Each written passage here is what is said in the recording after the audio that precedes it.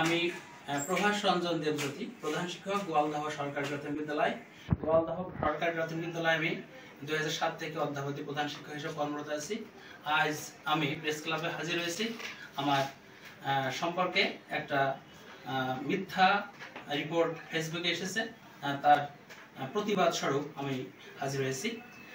Bangamata Begum Fazilatunnesa Mujib gold cup প্রাথমিক বিদ্যালয় football টুর্নামেন্টে অংশ নিয়ে আমার নেতৃত্বে আমাদের গোয়ালদহ সরকারি প্রাথমিক বিদ্যালয়ে বিভিন্ন ইভেন্টে চ্যাম্পিয়ন হয় এবং সেখান থেকে 21 জন মেয়ে আমার নেতৃত্বে বিকেএসপিতে চান্স পায় এবং সেই 21 জন থেকে 12 জন জাতীয় টিমে খেলেছে। এরা সাব গেমে অংশ নিয়ে বাংলাদেশের বিজয় ছিনিয়ে এনেছে।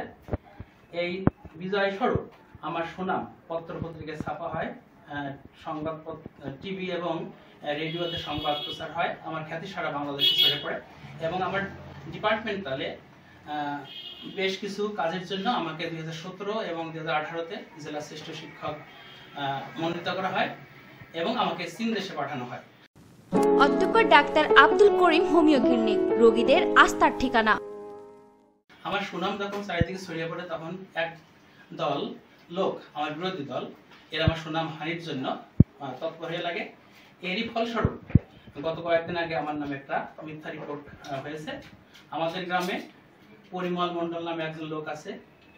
সে 2014-15 সালে তার মেজ মেয়েকে আমার সঙ্গে বিবাহ দেওয়ার কথা বলে, আমি প্রত্যাখ্যান করি এবং 7-8 বছর পরে সে তার তৃতীয় মেয়েকে আমার সাথে বিবাহ দেওয়ার জন্য বলে এবং বিভিন্নভাবে উৎসাহিত করে। আমি আমার বয়সের কারণে আমি বিবাহ করতে রাজি হই না এবং আমাকে বিভিন্নভাবে সে প্রলুব্ধ করে এক পর্যায়ে রাজি হই এবং রাজি হওয়ার পরে সে আমার কাছ থেকে বেশ কিছু টাকা নিয়েছে, যে জমি বন্ধক রাখবো, এইভাবে প্রায় 5-6 লাখ টাকা আমার কাছ থেকে নিয়েছে এবং মেয়ে বিয়ে দেওয়ার কথা বলে।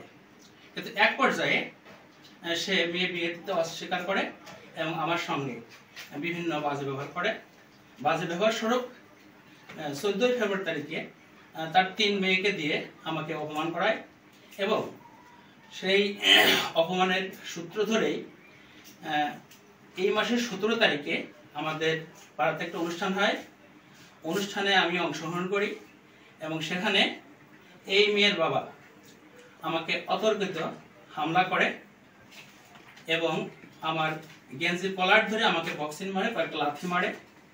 যখন আমার তলপেটে লাথি মারে আমি নিঃশ্বাস অবরুদ্ধ হয়ে যায়। তারপর লোকজন ঠেকিয়ে দেয়। এক পর্যায়ে ধাক্কাধাক্কি করতে করতে লোকটা ঘরের বেড়ার উপর পড়ে যায়, পড়ে যে তার ক্ষত হয়। ক্ষত হওয়ার পর তাকে হাসপাতাল নেওয়া হয়। হাসপাতাল নিয়ে যাওয়ার পরে আমার বিরুদ্ধে তার মেয়েকে হাজির করে একটা মামলা দায়ের করে।